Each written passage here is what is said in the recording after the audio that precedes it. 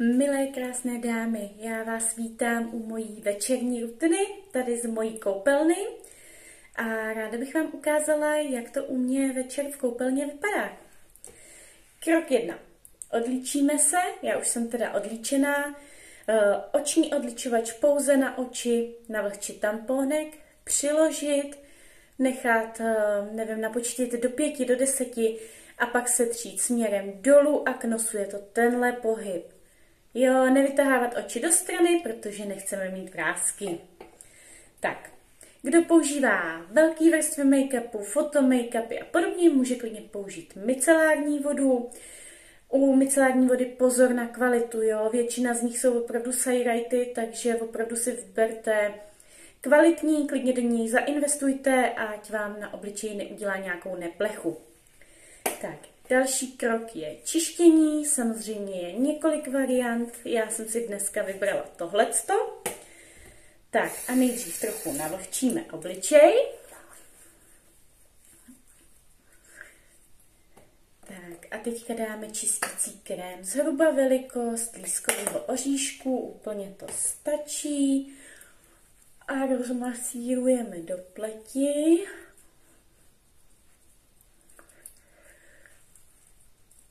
Tak, klidně můžete jenom takhle rozmasírovat a nechat třeba, ale já si tady na to vezmu ještě sonický kartáček, protože jsou úplně geniální tyhle kartáčky, ať už s čistící hlavicí nebo s masážní. Takže já si tady takhle nandám čistící hlavici, navlhčím si ji a jedu krouživýma pohybama hezky. Rozmasíruju ten čistící krém. Stačí opravdu minutka a čistit by se mělo samozřejmě 2krát denně. Večer je to jasný, od make-upu, od nečistot, od prachu a podobně. A ráno je to kvůli tomu, že naše pleť se přes noc regeneruje, vytlačuje na povrch mazotuky. Takže pokud ráno si ten obličej nevyčistíte čistícím krémem, tak vám to tam všechno zůstává. Je to asi tak, nejradši to připodobňuji k pánvičce, po smažení řízku. Opláchnete ji vodou, myslíte si, že vám to pomůže, můžete ji znova smažit a to nechceme mít na obličeji. Takže ráno i večer opravdu dávám čistící krém, aby ta pleť byla svěží, aby se hezky vyčistila, aby mohla vstřebat všechny ty účinné látky z těch sér a krémů. Tak. Minutka nám uběhla, úplně to v pohodě stačí, já to teďka opláchnu. Tak a obličej máme krásně vyčištěný. Už teďka můžete cítit, jak je hezky hebkej, hladkej, rozjasněný. Ten rozdíl určitě je znát. A klidně bychom mohli teďka pokračovat nějakou hydratací, ale já přidávám masky. Přidávám je v podstatě skoro každý večer, nebo každý den, podle toho, jak to vyjde, ráno, večer. A dělám to kvůli tomu, že vím, jaký efekt to na tu pleť má a ne, není moc často dávat si masku každý den, klidně si můžete dávat masku každý den, pokud vlastně tu pleť na to připravíte, pokud ji na to postupně navyknete a pokud ji používáte tu masku správně. Rozhodně doporučuji mít ten úžasný silikonový aplikátor. Já už si to bez něj neumím vůbec představit, protože zaprvé vám ušetří spoustu produktů.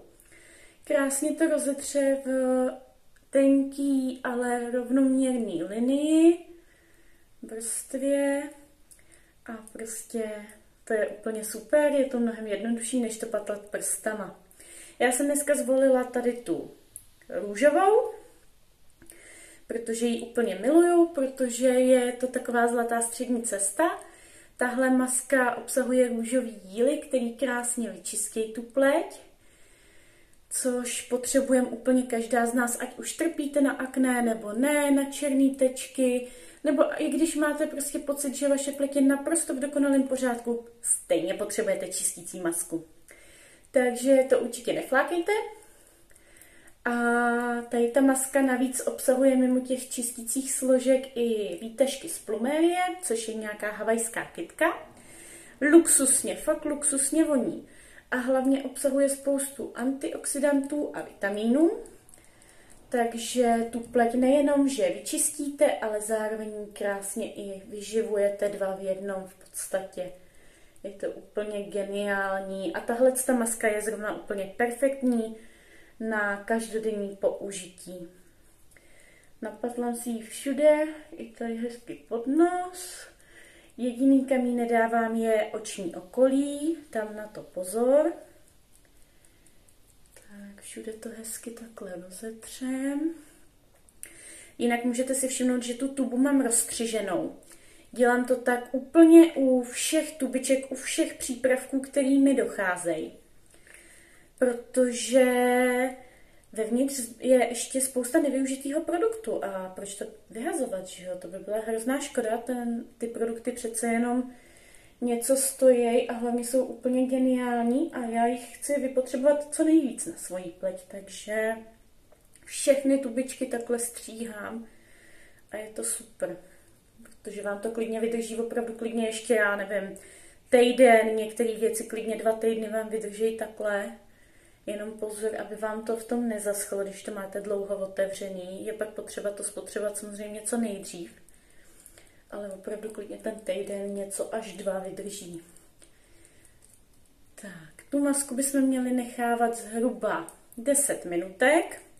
Ty dílové čistící masky by opravdu neměly být díl, u těch hydratačních to nevadí, ale u těch čistících se opravdu koukněte na hodiny a zhruba těch 10 minutek si hlídejte. Tak, já tady v tom mobilu to úplně nevidím dobře, ale myslím si, že už to mám všude.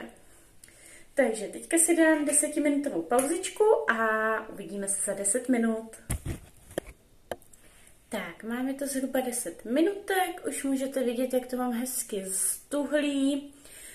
Jinak já si většinou, když vám to takhle netočím, tak si dávám masku do sprchy, protože ta pára jí krásně zvlhčuje. Já mám hodně suchou pleť, takže úplně geniální. Když si dám masku takhle někde mimo vodu, takhle venku, tak ji klidně ještě během těch 10 minut párkrát přestříknu vodou nebo tonikem, abych ji trošku zvlhčila. Tak to je jenom takový malý tip pro vás. Jinak když se podíváte, tak ta maska vám to tady všechno krásně hezky vytečkuje, jak prostě čistí, jak perfektně funguje. Tak, já si ji teďka jdu umýt. Tak a pocity, které byste po téhle masce měli cítit, jsou čistota, svěžest, hebkost.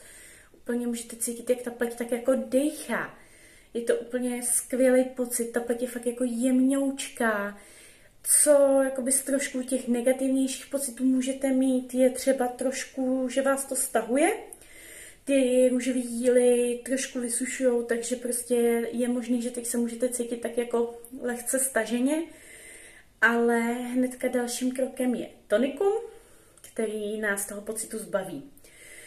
Já si ho dám teda takhle, já ho mám přelitý do jiný nádobky, jinak originál je takhle. Můžete buď na tampónek nebo do ruky a rozetřít. Já ho mám v tomhle, protože je ve sprejku a miluju, když se tím můžu jen tak jako poprášit. Je to úplně geniální. Tak a na co je tonikum dobrý? Já to takhle lehce ještě vklepu. Tonikum. Za prvé, tohle je hydratační a regenerační, takže už samo v názvu je jasné, co jakoby má za účinky. A jinak zásadní účinky tonika jsou, že lehce dočišťuje, ale primárně srovnává pH pleti, což je extrémně důležitý, protože jakýkoliv čištění, ať už obyčejná voda, mejdlo, čistící přípravky, přímo i pleťový, všechno nám to nabourává pH pleti a pak vám to může způsobit různé fleky, červenání, roztažený pory, prostě všechno tady to, co nechceme, tak může způsobit právě to pH, takže to pH musíme zase hezky sjednotit, což dělá to tonikum. A druhá zásadní věc, proč používat tonikum, je, že uzavírá pory, protože samozřejmě tím čištěním ty pory roztáhneme a teď je zase potřebujeme zavřít, aby se do nich nedostávaly ty nečistoty. Takže to jsou dvě takové vlastně zásadní věci, proč používat tonikum. A dalším krokem jsou pak séra.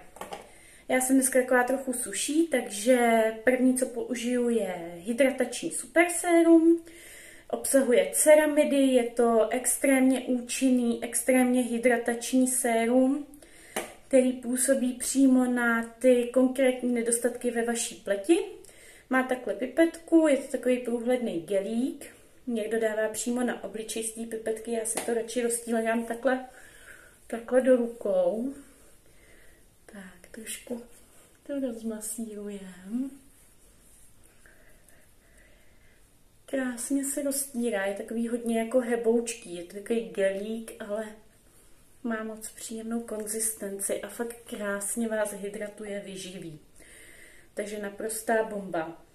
A pak sérum, který já používám naprosto pořád, nedám na něj dopustit a nedokážu si představit jediný den bez něj.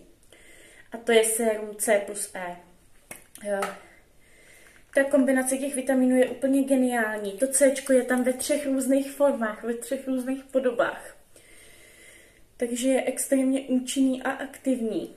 A pomáhá nám nejenom proti vlastně některým těm jemným linkám a vráskám, ale celkově i prostě vyživit tu pleť. Zbavit jí spousty neduhů. Prostě C umí na pleti naprostý zázraky. Je to na delší povídání, někdy vám třeba na to natočím i videjko, nebo vám udělám nějaký článeček, ale C je prostě naprostý top. A Ečko je samozřejmě taky důležitý, říká se mu vitamin krásy, takže už samo o sobě ten název je jasný a krásně tu pleť i sklidní a zase ji vyživí trošku jiným způsobem. Tak, já se vezmu kartáček, teďka tam mám masážní hlavici a hezky to takhle ještě projedu, abych ty séra krásně zapracovala do té pleti. Mimochodem tohle je skvělý třeba na 2., 3. až 5. bradu. Takže kdo chcete mít hezky vyplej obličej, tak doporučuji tady ten masážní kartáček.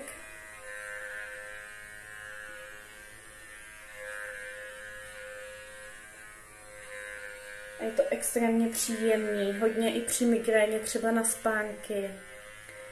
Myslím si, že ten kartáček, kdo vyzkouší, tak si ho naprosto zamiluje, protože prostě to je takový domácí relax.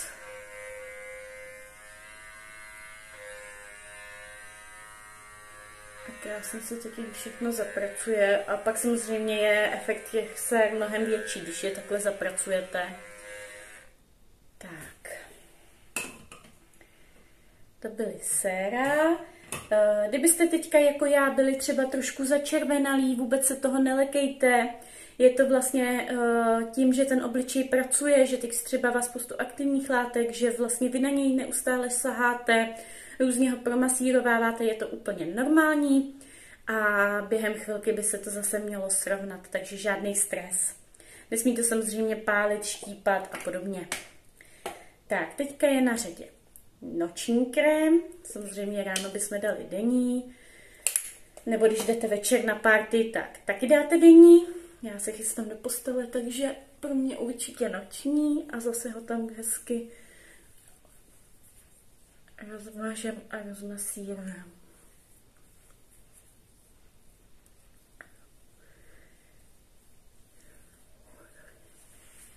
Tak, parádní. Tak.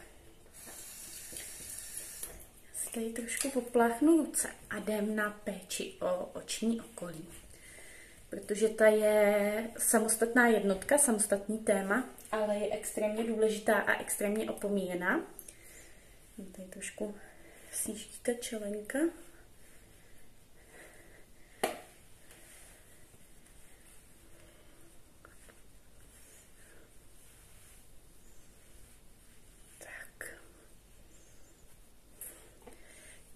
Vezmu si oční masku, je to naprostý zázrak v kelímku, průhledný modrý gelík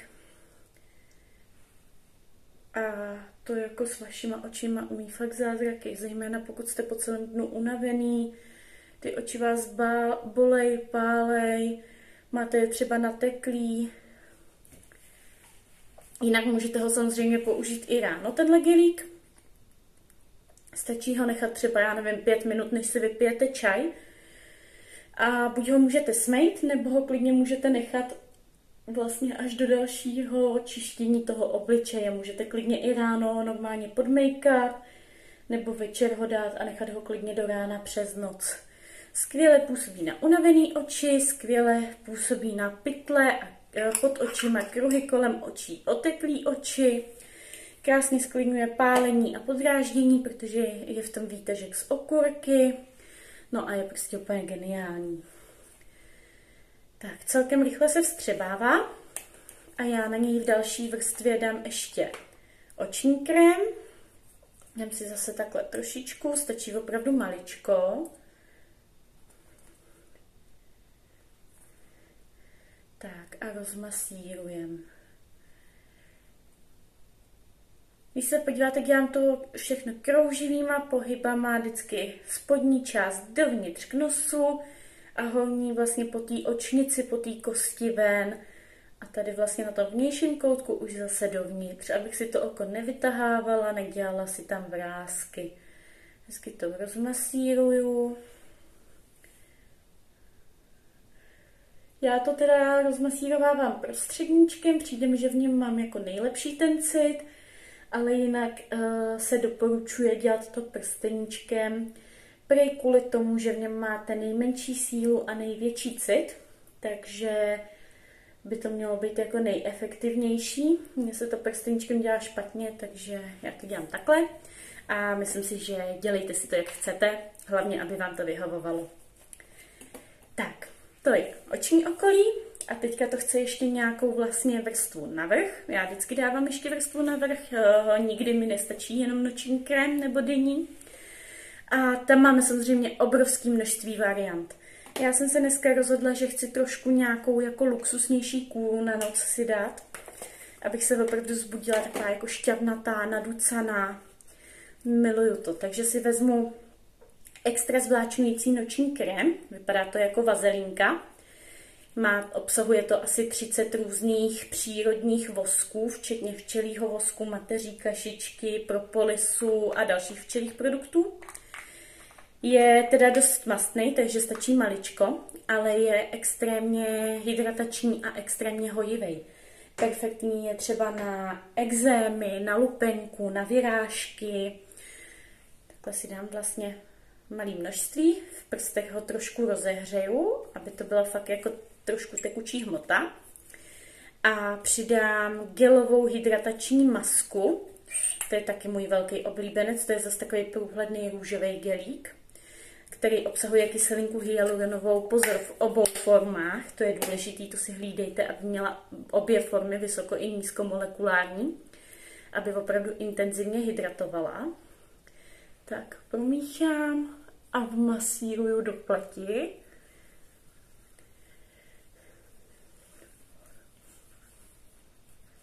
Tohle jsou oba hodně hydratační, ale taky hodně šetrný produkty, takže se nemusíte bát je dát klidně až takhle vlastně k hraně toho oka. Vůbec mu to neublíží. Tak a já zase pro lepší efekt a lepší vstřebávání si vezmu kartáček a zase to ještě takhle trošku rozmasíruju. A musím říct, že ten mix je teda naprosto luxusní. Protože potom ta pleť je opravdu extrémně jemná, hebká, vyhlazená, vypadá svěže a je taková jako hodně naducaná. Obzvlášť pokud jste měli třeba náročný den, pokud přicházíte z tepla do zimy, nebo jste byli celý den někde venku, na větru, na sluníčku, tak tohle jsou jako to je naprosto úžasná kůra. To tam krásně takhle zapracuju.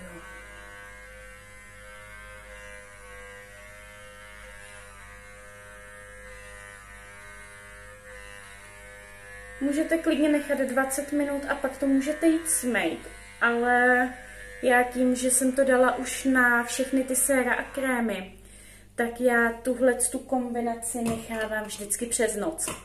Krásně se to vstřebá, krásně se to vsákne, jste fakt takový jenom jako heboučký, jemňoučký. Jediný co, tak vám to udělá takovej lehoulinký film na tom obličeji. To vám ale jako vůbec v ničem nijak nebrání, nevadí. takže úplně v klidu můžete nechat přes noc a ráno to jenom spláchnete, ucítíte takovou jako lehkej ten film, jak oplachujete tou vodou, ale úplně prostě krásně se to vsákne, krásně se to pak ráno opláchne a ten efekt je úplně extrémní.